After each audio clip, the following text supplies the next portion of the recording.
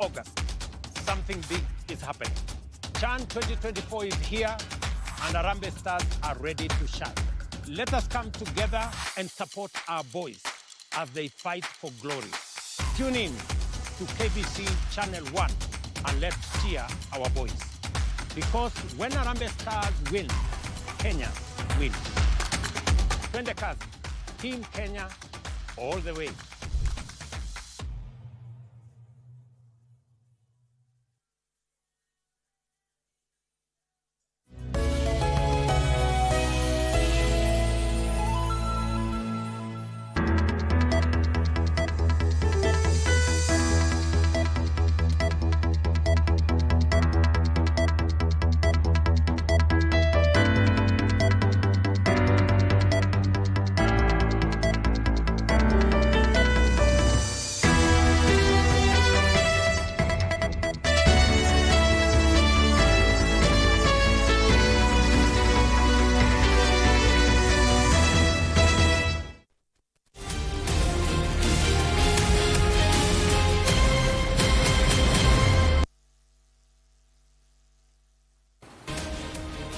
Good evening and welcome to Easy Friday. I'm Carren, Kibbet, and wherever you're joining us from around the world, thank you for being with us. As we head into the weekend, we are bringing you the top stories making headlines across the continent, from urgent local developments to global events shaping our world. We've got it all covered for you tonight. Let's dive into what's happening this Friday, the 18th of July. Here are the highlights.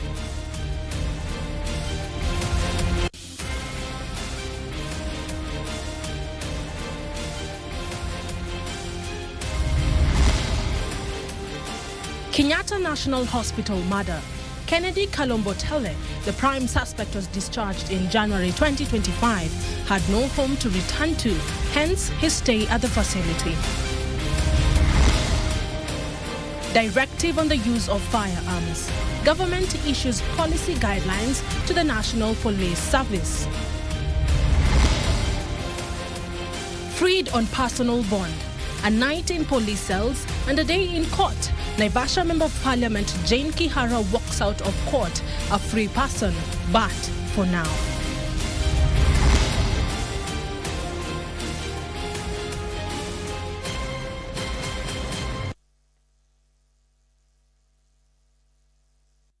Welcome, this is Easy Friday. Our sign language interpreter this evening is Lucy Mwaura.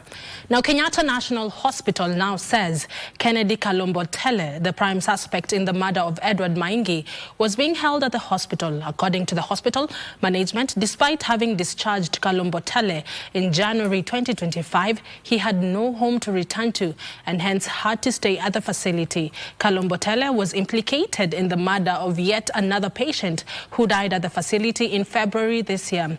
Now, according to KNH, DCI had requested them to continue holding Kalombotele pending conclusion of investigations into the February KNH hospital murder.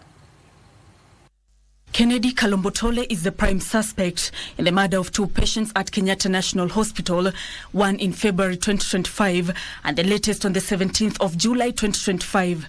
As questions continue on the circumstances under which he remained at the facility despite being a murder suspect, KNH now seemingly wanting DCI to take responsibility. In a statement today, KNH says that Kennedy Kalombotele has been a long-time patient at the facility, having been admitted for the first time in 2022. Being homeless, the hospital found him a home in June 2024, where he stayed for a while before being readmitted to the hospital in December 2024 until his discharge in January 2025. The statement further reads that the home that had taken him in expelled him without giving reasons for their action. Kalombotele had to remain at the hospital until February this year, when he was implicated in the murder of a patient, Gilbert Kinywa, in Ward 7C. Barely 5 months later, Kennedy Kalombotele was on Thursday arrested in connection with yet another brutal murder of another patient at the same facility, identified as Edward Maingi. Following the latest murder, KNH has maintained that the suspect had remained at the facility on the request of the Directorate of Criminal Investigations, pending investigations into the previous incident. Nancy Okware, Prime Edition.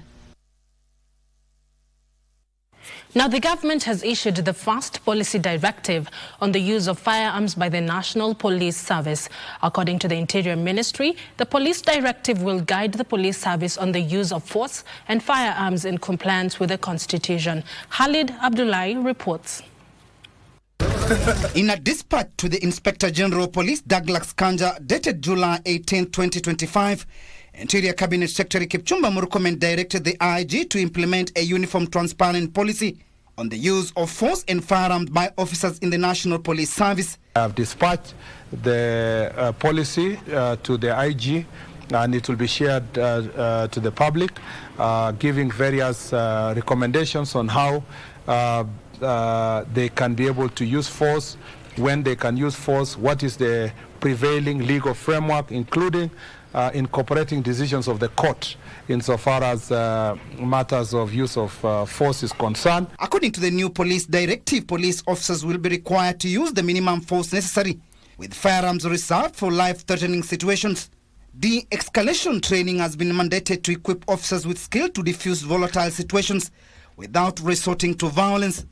The National Police Service Commission is directed to place special emphasis on ethics, mental health, human rights, and peaceful conflict resolution. Officers affected by use of force and firearms, according to the police document, shall have access to an independent process and must also notify the Independent Policing Oversight Authority (IPOA) as soon as possible after any such incident.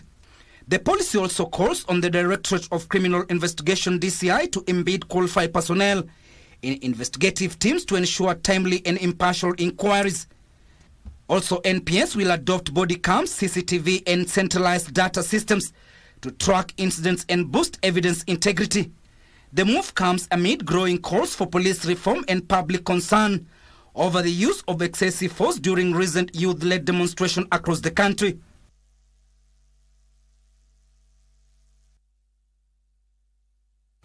Samburu County is the most hard hit by banditry and highway robbery. This is according to the Interior Cabinet Secretary Kipchumba Murkomen, which was due to its locality with Marsabit, Isiolo, Turkana and Baringo counties being its immediate neighbors. He spoke in Maralal, Samburu during Jukwaa la Usalama session with locals, area leaders and security personnel.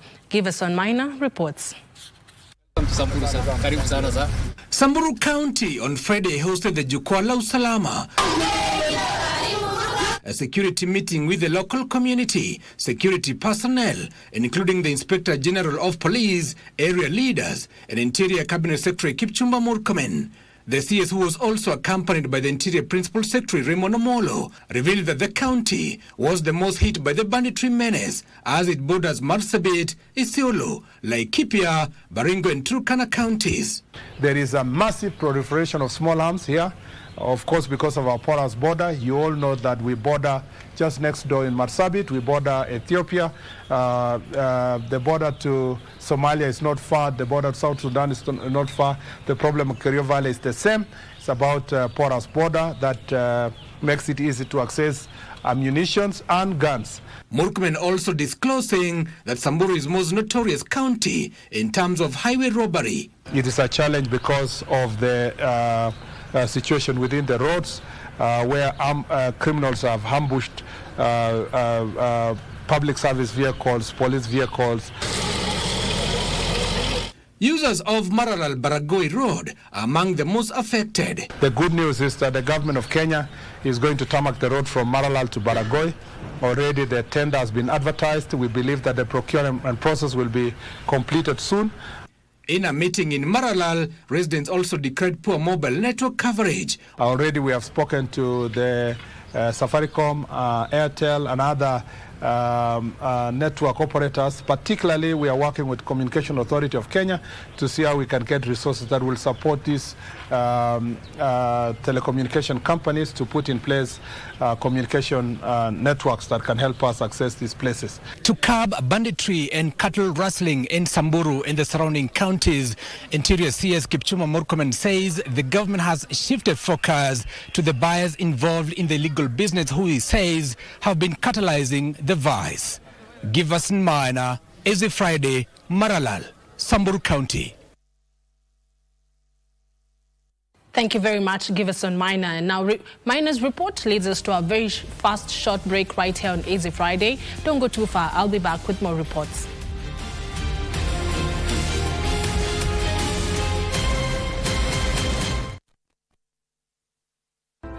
In a country as diverse as ours, every voice matters. From the highlands of Kericho to the coast of Lamu, from the hustle of Nairobi to the heart of Turkana, Kenya is talking.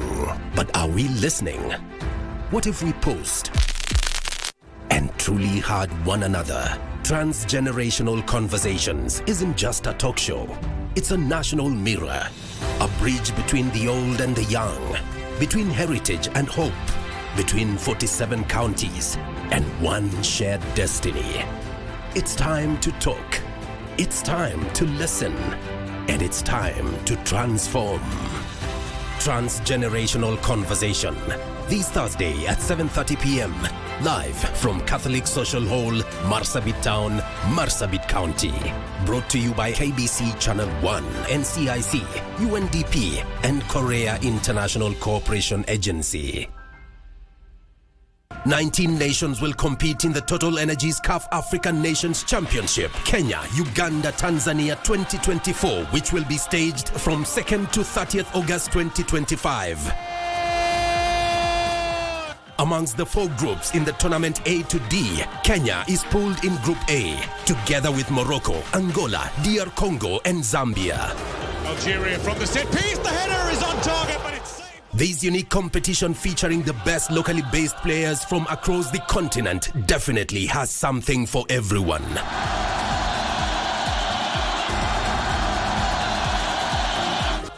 Just bring your A game as you let it flow live and exclusive on KBC Channel 1, your true sports partner.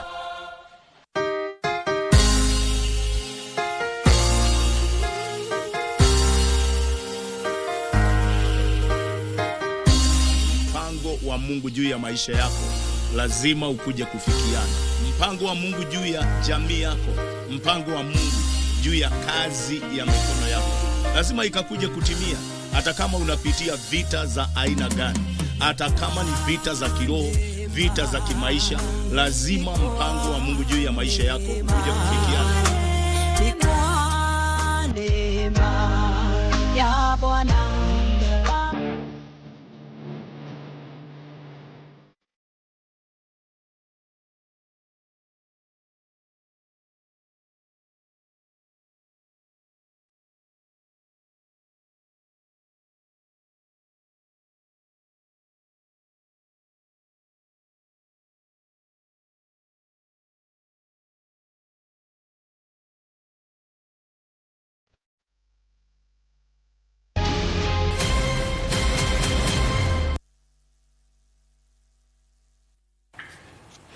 Welcome back. For those joining us right now, this is Easy Friday. Now, Naivasha Member of Parliament Jane Kihara, who was arrested for offensive conduct, has been released on a personal bond of 50,000 Kenya shillings by a Milimani Magistrates Court. Kihara did not take plea after her lawyers objected to the charges by the DCI, arguing they were defective and unconstitutional. The magistrate will rule on whether she should take plea to the charges in 10 days. More details in the court roundup. After spending a night in police cells in Naivasha following an arrest by the DCI officers from her home in Maregushu on Thursday, the third time MP was presented in court. The Office of the Director of Public Prosecution through Senior Prosecuting Counsel Juma Victor Witi sought to have the legislator plead to the charges of offensive conduct. Interestingly, the suspect is a member of parliament. It's very interesting. So that the suspect was negligent, leading to charges against her. However, a battery of lawyers led by Senior Counsel Kalonzo Musyoka objected to the charges, arguing one should not be charged with an offense not known in law. The freedom of press and expression is expressly provided for in the Constitution 2010. And the reason why the drafters of the Constitution made a proviso to save the existing laws before the effective date. The use of vague words like offensive conduct without defining how and why it was offensive makes the charge overly broad and ambiguous. This is as the prosecution pushed for the plea taking, insisting the charge sheet was correctly drafted. To that extent, Section 94 of the Penal Code, which was enacted in 1980 and which provides for the offense described in the charge sheet, then is still applicable today.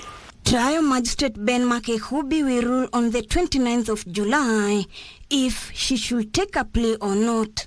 So the accused person will be released on a personal bond of 50,000 pending the determination of the application that we've just had. We can come back on 29th at 9 a.m. Objecting the plea taking, citing it's a mere misdemeanor and insufficient, the ball is now with the court to balance the probability. Ruth Wamboi reporting for Easy Friday from Milimani Law Court.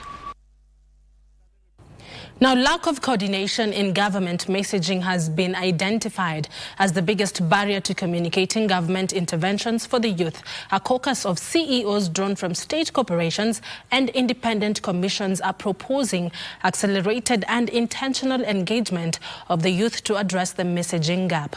To end this, the Youth in Public Service Forum, alongside the caucus of CEOs, have organized an intergenerational conversation and mentorship program with the youth in public service and those who seek to join the public service. This will also act as a platform for dialogue, even as the youth insist on commitment to the implementation of outcomes.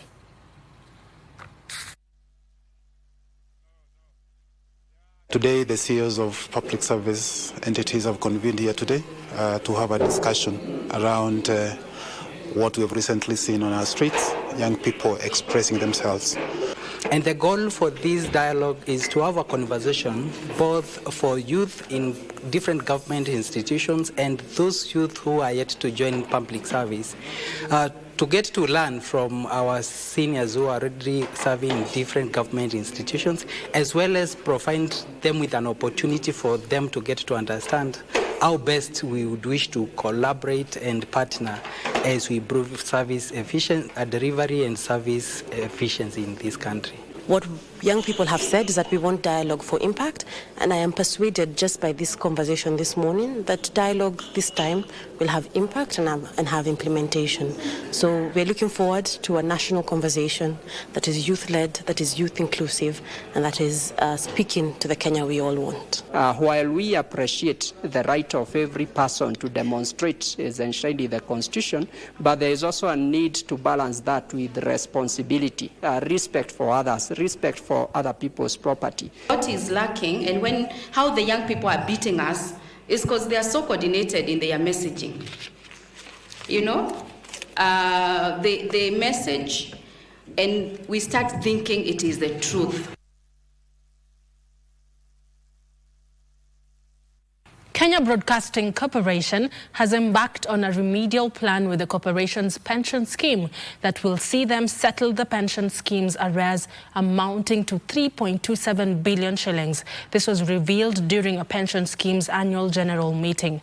Now, KBC Managing Director Agnes Kaliche, spelling out the plans in place, pledged to ensure pensioners were not disfranchised. KBC pensioners gathered for the 16th annual general meeting at the Kenya Broadcasting Corporation. It is here that it was revealed that after months of negotiations, the corporation and the pension scheme were in the process of drawing up a remedial plan to ensure the funds owed to the scheme by the employer were fully settled. Tunakongamana hapa tuweze, kama tulivyosema, muungano wa mchwa huinua mzoga wa ndovu. Si ndio? Kwa hivyo tunataka tuungane, tuinue huu mzoga tuupeleke katika ngazi ya pili. If they give us that money now, madam, ukitupatia pesa saa hizi, mkutano inakwisha. The scheme's trustees, led by the chairperson Martin Kingasia, said plans were underway to recover the funds following an agreement with the employer. The truth, we said it last year, we said it every time. People call us, we tell them. ukweli ni kwamba liability ni kwa upande wa Madam Agnes. Yeye ndiye anachomeka hapa. Ile wewe hujakatwa, lakini records zinasema umekatwa, lakini tumekuachia baada ya kuchukua mfululizo, unafululiza, wewe unakula hiyo. Si ndio? So you lose nothing. He further revealed 155 regular retirees are owed 971 million shillings, with 6.4 million shillings owed to those who have so far resigned from the corporation. Wale ambao tumeritaya nyuma, tuwe wavumilivu, pesa zinakuja. Lakini pale nje kuna mema. The deceased, wale walikufa, tuko na deni lao 3.4 million. Ndio sababu blessing sometimes inatupiga chenga. KBC's Managing Director Agnes Kaleche, addressing the pensioners, said she was committed to ensuring the backlog was cleared for pensioners to enjoy their benefits. And I can assure you KBC is doing everything within the power to resolve the conflict, clear all the areas and ensure the scheme stability. We are also actively addressing legal matters, including the ongoing appeal at the Court of Appeal, to protect the scheme from excessive financial liabilities and safeguard your interests. Your patience and trust are deeply appreciated as we navigate these challenges. The scheme has been locked in court processes as it seeks to recover its funds. We have 3 court cases pending. Haya mambo mazungumza sana juu yake katika WhatsApp group. It's very healthy. When we read that, we feel very encouraged that at least it's generating interest, that you have an interest in this matter. Timothy Kipnusu for Easy Friday. A refugees documentation campaign has been launched in Kenya and neighboring Uganda, with the primary objective being to address accessibility of documentation for refugees and asylum seekers in the two countries. The 8 months campaign will include continuous consultations between refugee-led organizations and members of the refugee community, legal experts and policy makers. The number of refugees in the region has been increasing as more people flee from conflict in several parts of the continent. Increased conflict in several countries in Africa has seen the number of refugees and asylum seekers in the region escalate, with Kenya hosting about 800,000 refugees in Kakuma and Dadaab camps.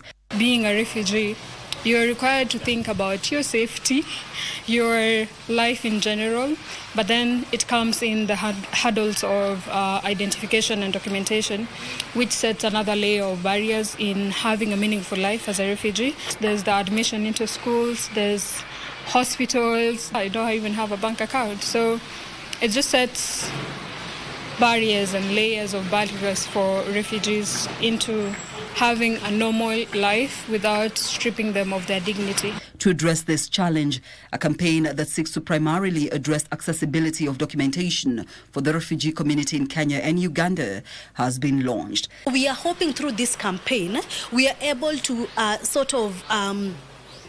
deal with those that are undocumented, and even those that are documented. There are certain challenges. So, for example, with KRA pins, how they could have a refugee ID, but they're not able to undertake a business. So then, how are they able to access these KRA pins, NSSF, for them to just also inject into the national development? The 8 months campaign will bring to the table refugees-led organizations, legal experts and policymakers. There are a number of issues, some of them that will relate to the legal and policy reform that needs to be undertaken. I mean, thinking about Kenya with Shirika Plan, a government-led initiative to transform the camps into settlement.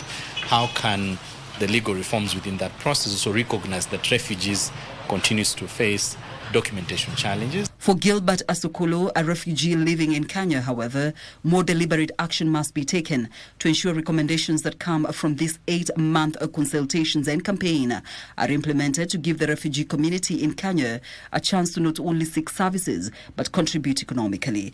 I've tried to kind of ask myself, why have we been engaging in this kind of campaign for so very long, and then little has been done. But based on my experiences, that I've been asking myself, do we really conduct a thorough campaign? According to Irene Shundu, the Securing Documentation campaign will inform solutions and recommendations to systemic issues that have bedeviled the refugee community for decades in both Kenya and Uganda. Caroline Kamau for Easy Friday.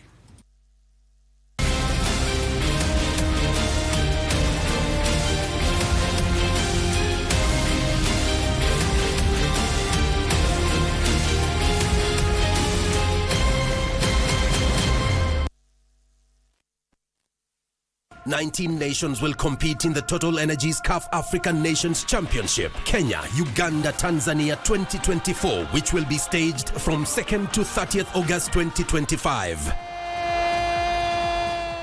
Amongst the 4 groups in the tournament A to D, Kenya is pooled in Group A, together with Morocco, Angola, DR Congo and Zambia. Algeria from the set piece, the header is on target, but it's... This unique competition featuring the best locally based players from across the continent definitely has something for everyone.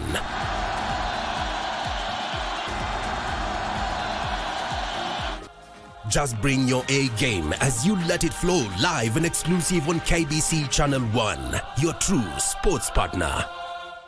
Nikatoka huko hadi wa sasa sijawahi ita kwa hiyo hospitali. Nikawa tu nyumbani katika huzuni. Shida tu ni mtoto anataka shule. Na akifika shule wengine wanaogopa kucheza na yeye. Hata yeye mwenyewe anafikanga tu mahali ananiambia, "Madhe, chukua kisu, ukate tu hapa nikuwe mrembo kama wengine." Hadi na shida nitaweza msaidiaje. Ndio naona wengine wakicheza wana furaha. Na inafika tu mahali hana hata furaha. Anaweza shinda tu kwa nyumba.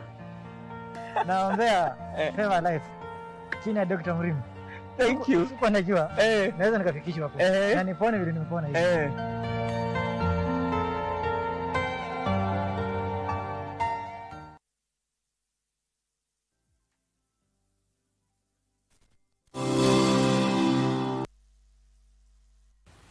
Welcome back. Let's now take a look at what's making headlines in the world of business. Now, institutions of higher learning should go beyond traditional instruction and become catalysts for real-world readiness by strengthening linkages within the agricultural value chain. This was the central message during the Agricultural Industrial Linkage Workshop, where the Elgon Kenya Managing Director, Dr. Bimal Kantaria, highlighted the need for students to be prepared not just to graduate, but to lead. As agriculture rapidly evolves in response to technology and shifting market demands, educational institutions are being urged to equip learners with more than just theoretical knowledge. An agricultural industrial linkage workshop held at the University of Nairobi's Upper Kibbet campus is the latest forum to spotlight the widening gap between the academia and the agriculture value chain, with speakers calling for practical reforms to bridge it. We need to look at the knowledge that we are training our young people, and this needs to be the soft skills to a very large extent. Then we impart them with the skills. Because we can't use the knowledge of the 1980s to train a 21st century graduate that is ready to take up their positions in the sector that is actually the backbone of the economy, and that is agriculture. Encourage government to look a bit more forward into changing curriculum to be more dynamic and to involve the private sector where they can in curriculum development. The private sector knows what's happening in the real world. If they can allow us to contribute a little bit to the development, what's happening in the curriculum, we can add value to that space as well. Despite advances in agricultural science and policy, many graduates still struggle to secure jobs, a gap that Elgon Kenya's Managing Director Dr. Bimal Kantaria says could be effectively addressed through incubation centers for practical pathways to shift to job creators. What we're trying to establish at CATIC is to give them life skills, give them more practical information. So private companies like Elgon Kenya, my company, Astral Aerial, are bringing the latest technology into academia to explain to the children, teach the children what is happening in the real world right now. In response, the Kantaria Agriculture Technology and Innovation Center has been established at the University of Nairobi's Upper Kibbet campus to equip students with hands-on skills, entrepreneurship training and practical exposure to modern agricultural technologies. As the country looks to modernize its agriculture and close the bridge between theory and practice, students, industry leaders and policymakers agree on one thing: that there is an urgent need to explore practical solutions that align academic training with real-world industry demands. Trevor Ngendo for Easy Friday at the UON Kibbet campus, Nairobi. Thank you, Trevor, for that report. Moving on, small and medium enterprises should automate their operations to enhance efficiency and cut costs. MGK Consulting Managing Partner Michael Kimani says currently a number of small businesses are struggling with poor sales when incorporation of technology could be a solution to this and other challenges they face. Small and medium enterprises require about 1.9 trillion shillings in funding as they grapple with credit access and reduced sales.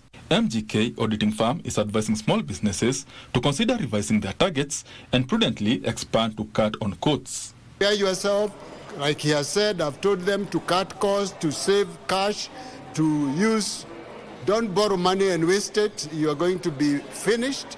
So be as nimble as possible, be as innovative as possible. Small businesses are being encouraged to consider mergers and partnerships to reduce operational cost and enhance their working capital. Key challenges are a reduced customer base. The customers don't have the cash to buy your products. A reduced demand, as you can call it. There is less demand because people don't have the money. If you go to the roads today, there are less matatus, there are less vehicles after the petrol went up by 8 shillings. Small businesses are being advised to digitize their internal audit systems to efficiently ease tax compliance and efficiently handle their accounting tasks. That position needs to be supported by the governance structure. And that governance structure is actually having an audit committee of the board that is responsible for the internal audit function, so that the auditor not only reports administratively to the CEO, but reports functionally to the chair of the internal audit committee and to the committee as a whole. Besson Droba reporting for Easy Friday. Thank you, Benson. Now, tea-producing countries in East Africa harmonize their tea production standards to tap into the fast-growing global market for Orthodox tea amid falling returns from the traditional black tea exports. Tea Board of Kenya CEO Willie Mutai says East Africa accounts for the 12% of global black tea supply, but now faces stagnating prices that is negatively affecting farmer incomes. Mutai says the shift to Orthodox tea offers high-value opportunities to shift from bulk commodities to branded luxury products.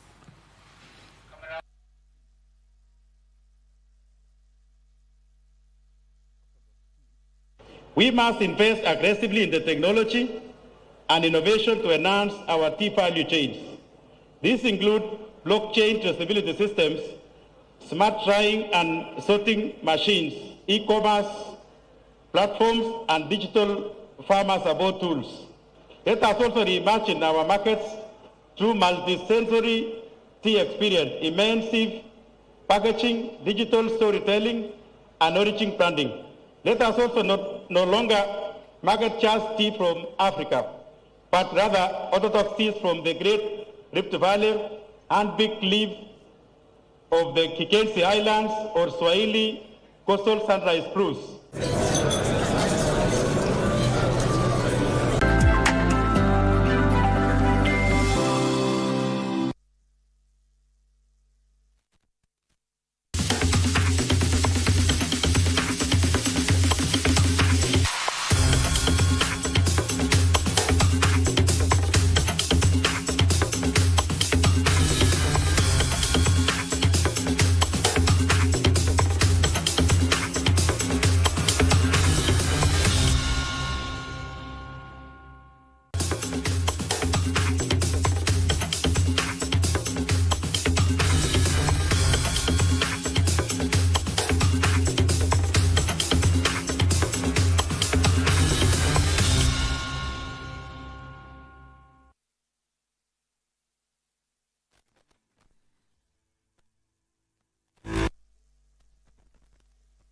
A very good evening to you. My name is Daniel Wahome and welcome to Easy Friday Sport. Now, Clinton Aluvi etched his name in the history books by becoming the first Kenyan to win gold in the men's 100 meters at the Confederation of African Athletics Under-18 and Under-20 Championships in Abeokuta, Nigeria.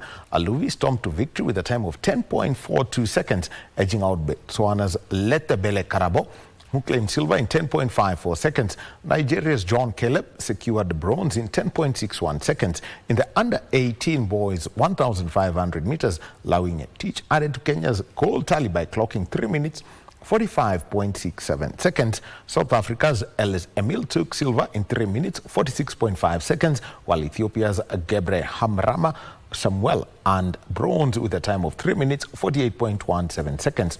Kenya's dominance continued in the women's 3,000 meters, where Cynthia Chepkirui clinched gold with an impressive time of 9 minutes 26.35 seconds. And in the under-18 boys 2,000 meters, Lemiso claimed gold after crossing the finish line in 5 minutes and 32.24 seconds.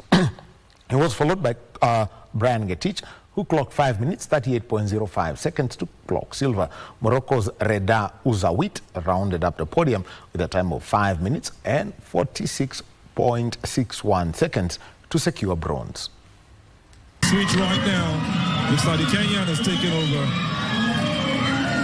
It's a stronger competition between them. You just wonder who's going to win this one.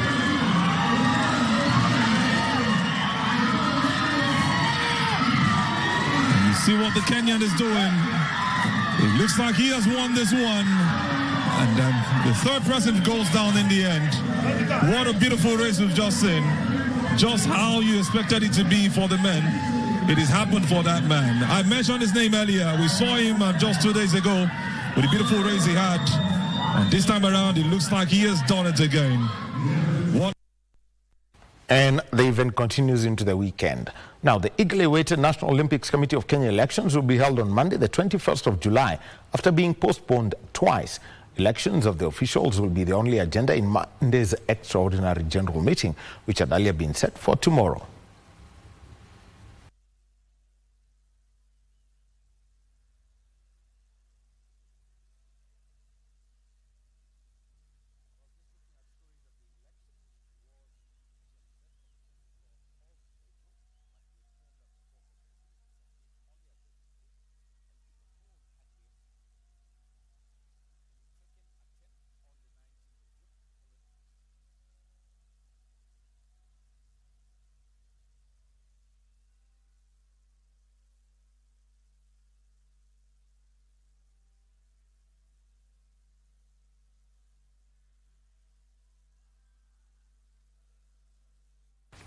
And across borders, the National Basketball Association, that's the NBA Africa, and France's Public Development Institution, AFD, have concluded the first year of the Junior Basketball Experience, a youth development program that features weekly basketball and life skill sessions to educate Kenyan youth about the importance of physical and mental health.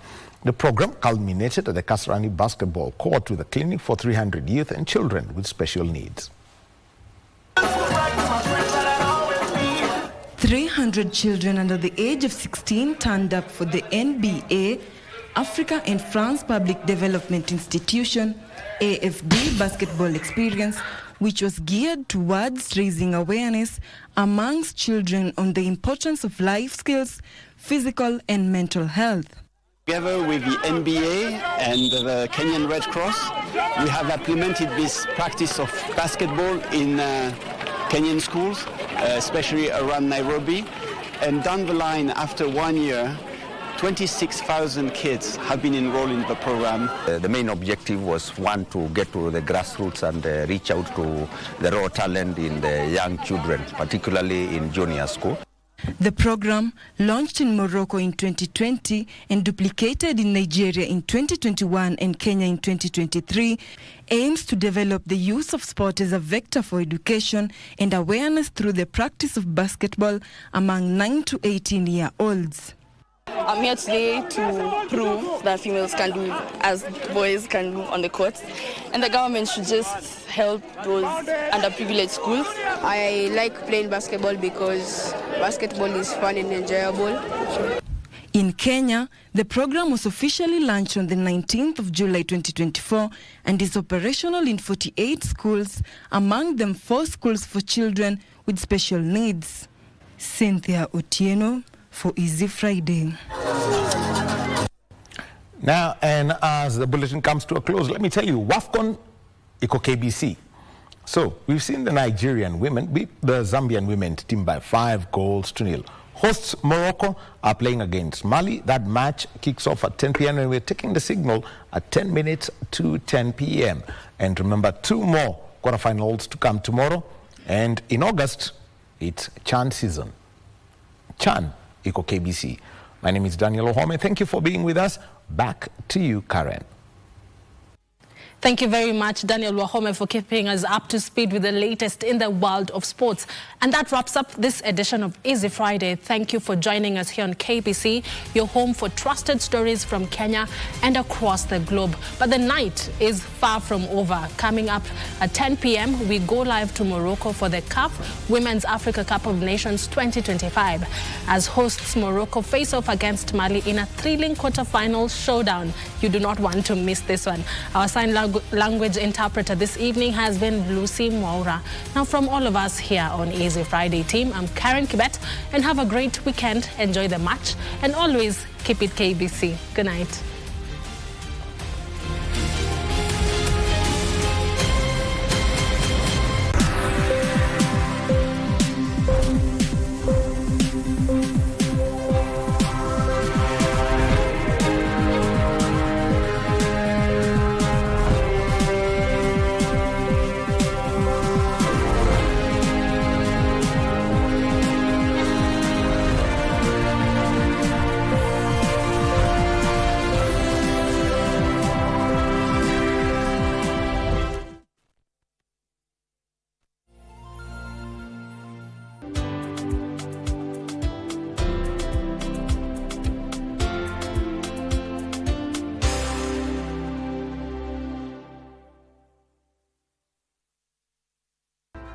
In a country as diverse as ours, every voice matters. From the highlands of Kericho to the coast of Lamu, from the hustle of Nairobi